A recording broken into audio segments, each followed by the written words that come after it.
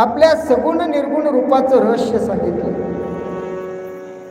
काल मी तुम्हाला थोडक्यात शिवलिंगाची पिंड कशी स्थापन झाली, केव्हा झाली हे सांगितलं.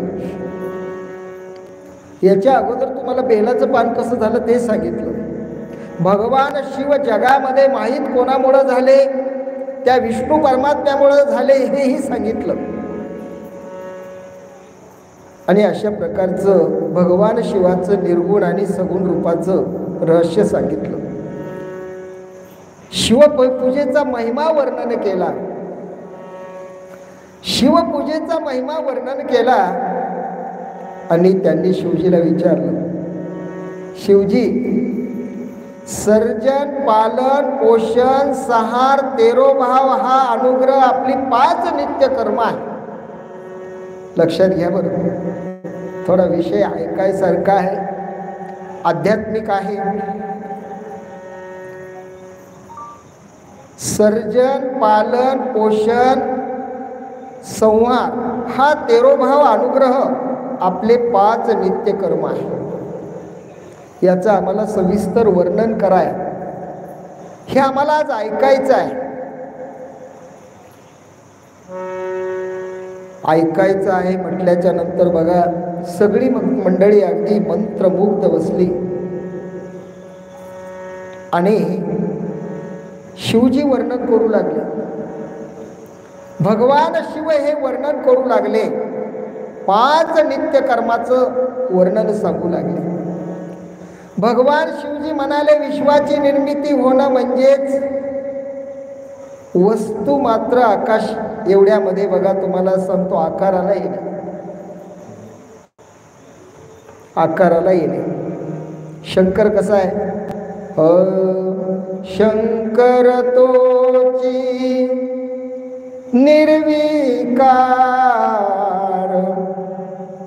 ब्रह्म मायेचे पसार,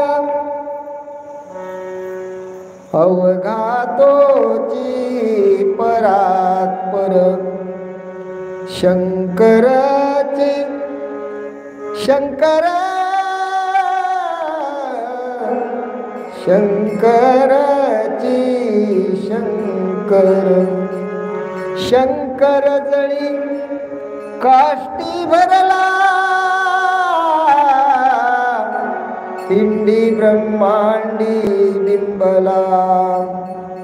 अलक्ष दृष्टीने लक्षिला शंकरची शंकर.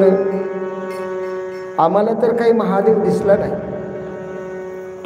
पण या ठिकाणी शंकरानं सांगितलं, मी गुरुच्या रूपात दर्शन देत असतो, मी संताच्या रूपात दर्शन देत असतो. गुरु रूप हे कोणाचे सांगायाचे मूळ कैसे. विश्वी भरला विश्वंभर, दिसे अवघाची शंकर. सगळ्या विश्वामध्ये तो भगवंत भरून उरलेला आहे.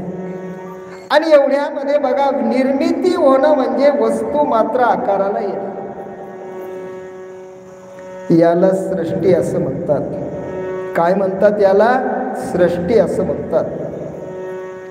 पोषण आणि संरक्षण यामुळं विश्व सुरक्षित आहे. बघा